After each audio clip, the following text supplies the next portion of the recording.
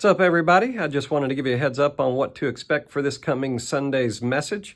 We are continuing our series on doubt, on unbelief, and everything under that umbrella, or those umbrellas. But we'll be looking at Matthew chapter 16, verses 21 through 23.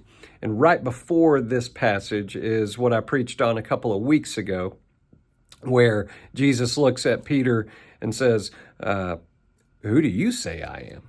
And Peter says, well, you're the Christ, the Messiah, the Son of the living God.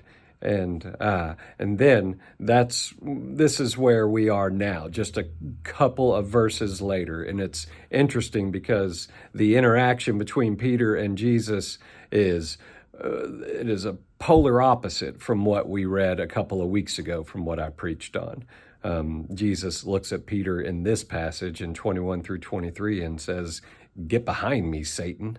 That's a pretty big dig right there.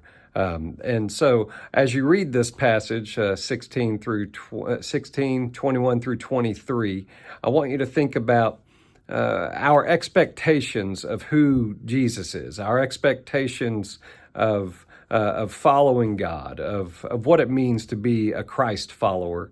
And sometimes those expectations are completely different than what God had in mind for our lives.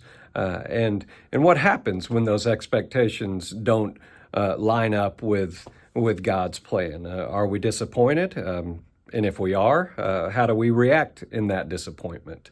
That's what we'll be focusing on. So I hope to see you either online or in person this coming Sunday. And I hope you're trying to stay warm out there. Take care and God bless.